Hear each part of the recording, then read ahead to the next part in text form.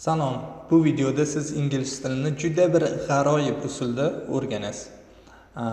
Ingliz tilini alfavitini bilmasangiz ham tushunasiz degan umiddaman. Sal-pal lotinchani bilsangiz bo'ldi. Demak, video 3 qismga bo'lingan, 4 qismga bo'lingan. 5 ta qism ekan. Xullas, boshladik. Birinchi qism yangi so'zlar.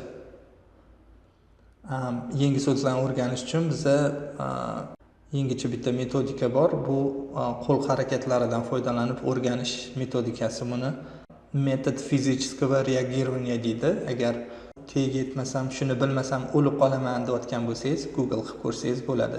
Inglizchasi total physical response. Qani boshladik.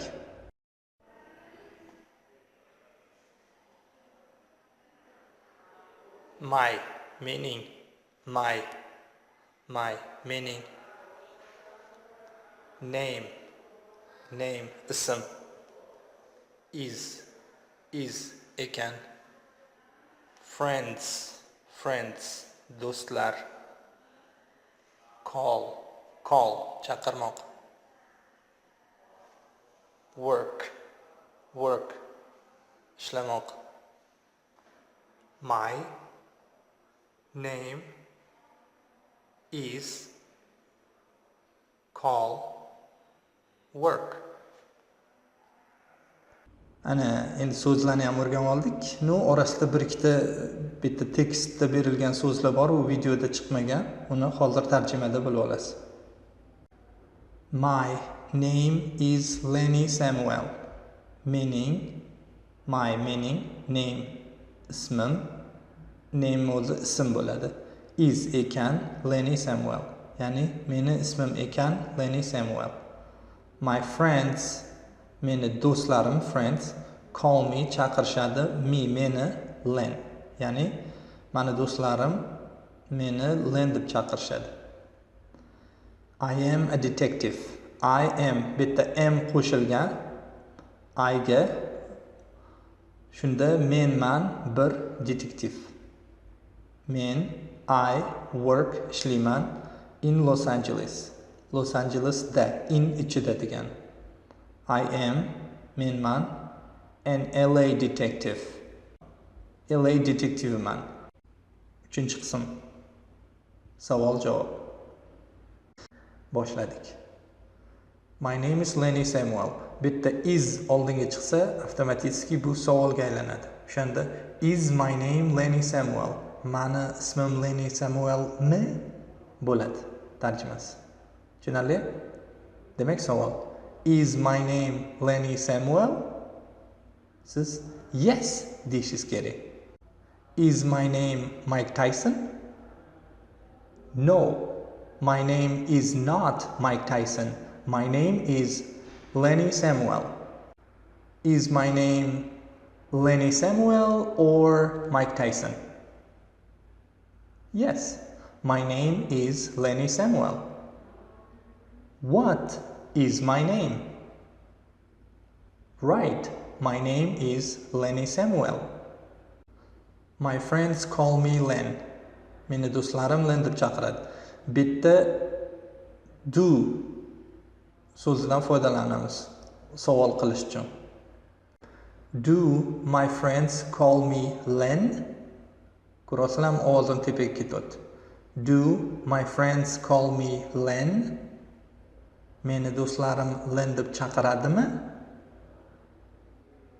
Yes, my friends call me Len. Do my friends call me Bruce Lee? No, my friends do not call me Bruce Lee. My friends call me Len. Who call me Len? Right, my friends call me Len. What do my friends call me? My friends call me Len. I am a detective. Men detektivman. Shunda am oldiga chiqadi. Savol qilish uchun. Am I a detective? Yes, I am a detective. Who is a detective? I am a detective. Am I a doctor? No, I am not a doctor. I am a detective. I work in Los Angeles. Men Los Angelesda ishlayman. Yana do'dan foydalanamiz. Am yo'q bo'lsa, demak do'ni qo'yib ketaveramiz. Savolga. Do I work in Los Angeles? Yes, I work in Los Angeles. Do I work in Tashkent? No, I do not work in Tashkent. I work in Los Angeles. Where do I work? Right, in Los Angeles. I am an LA detective. Men LA detectiveman. Am I an LA detective? Yes, I am an LA detective. Endi sizga savol. What is your name? Is your name Maprat? Is your name Madaminjon? What do your friends call you? Do your friends call you Guli? Do your friends call you Baha? Are you a detective? Are you a student? Do you study in Tashkent? Where do you study? To'rtinchi qism grammatika. Endi grammatikasini tushuntirib ketaman. Qaranglar, bu yerda my name is, bu is bir kishi bo'lsa, bitta narsa bo'lsa, o'shanda is ishlatiladi. Ekan degan. Ekan deb tarjima qilsa bo'ladi, lekin ko'pincha buni tarjima qilishmaydi. Tarjima qilinmaydi, chunki g'alati gap bo'lib qoladi. Meni ismim ekan, Lenny Samuel g'alati gap.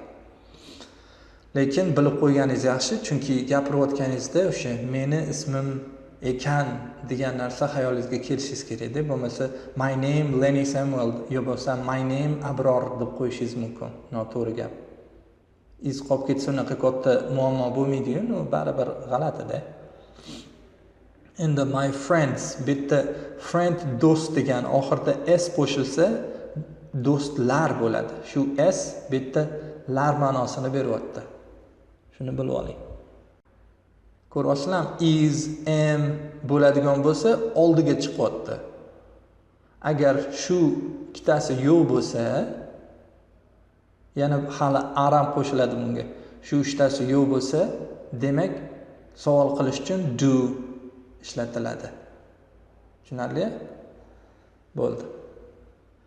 Endi xuddi shu tekstni Americans o'qishini eshitamiz.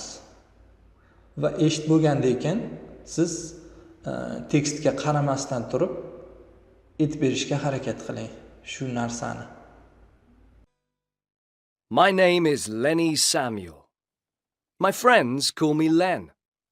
I'm a detective. I work in Los Angeles. I'm an LA detective.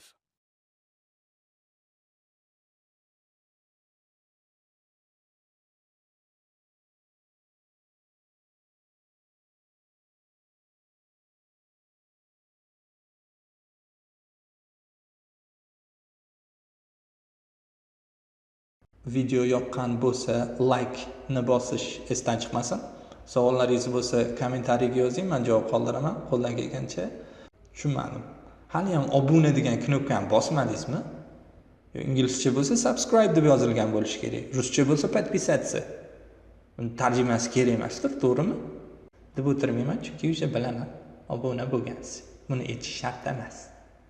E'tiboringiz uchun rahmat.